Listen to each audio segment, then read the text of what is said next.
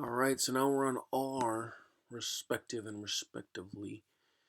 Commonly misused words and phrases. The Elements of Style by William Strunk. All right, so respective and respectively. These words may usually be omitted with advantage. Okay, so works of fiction are listed under the names of their respective authors. It's saying bad, don't need it. Works of fiction are listed under the names of their authors. Better. The 1 mile, so on the left is bad, and the right is better, according to Strunk. The 1 mile and 2 mile runs were won by Jones and Cummings, respectively. The 1 mile and 2 mile runs were won by Jones and by Cummings.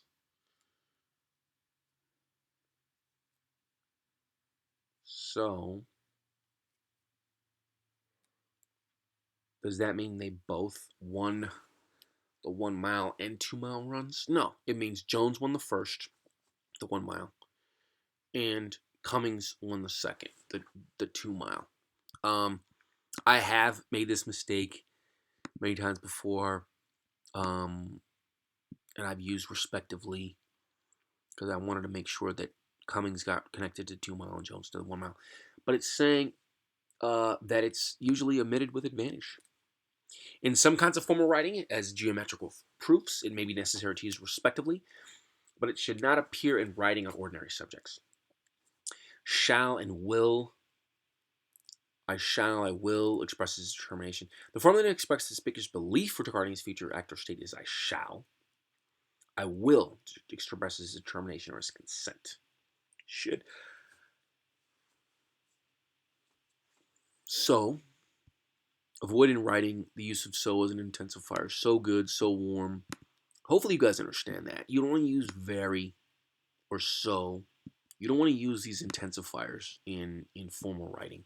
You want to be very, not minimalist, but you want to be very, confident, clear, and concise, and somewhat, I don't want to say perfunctory, like, where it's just purely functional. There's no floweriness at all, but you don't want to use like filler words that are just intensifiers, like very or really, really, really, or so good, so warm, so delightful. Definitely, you don't want to use those in formal writing.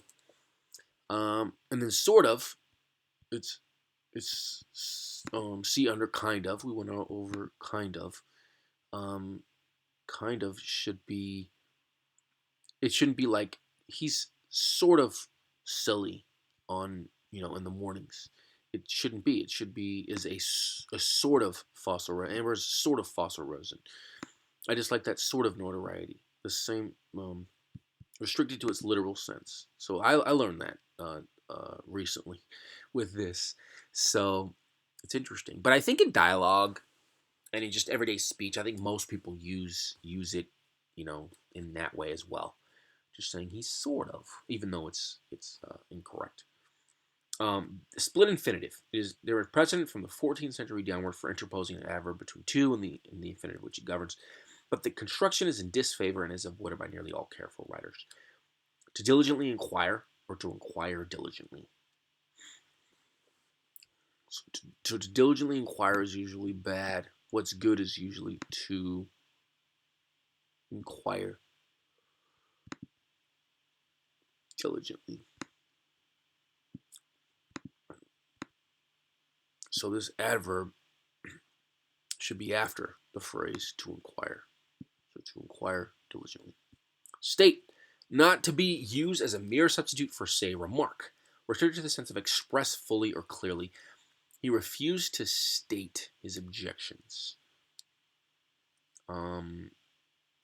As saying, like, he stated this. He refused to state his objections. Student body.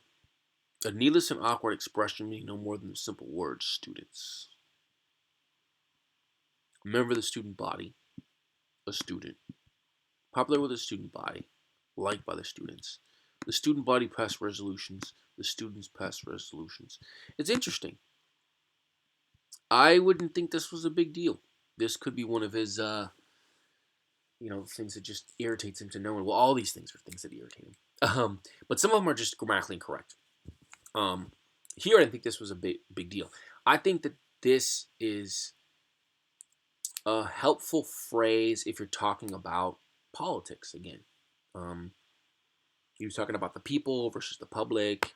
The people is more about politics. The public is more about the audience or the buyers, the patrons of the products. I think student body, it makes sense if someone's running for student body president, and then you're talking about that milieu, that environment, that world that you're in. But he's saying it's just needless and awkward, and you normally just want to use these phrases: a student, liked by the students pass resolutions, etc. All right, so S, frequently used without need, system. Dayton has adopted the commission system of government. Dayton has adopted government by commission.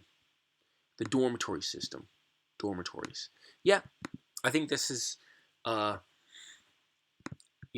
probably pretty minor, but it's just one of those things that if you can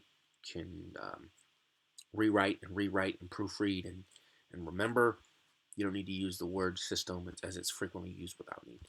Anyways, all right, guys, S's are done. We're gonna knock out, I think, the rest of these.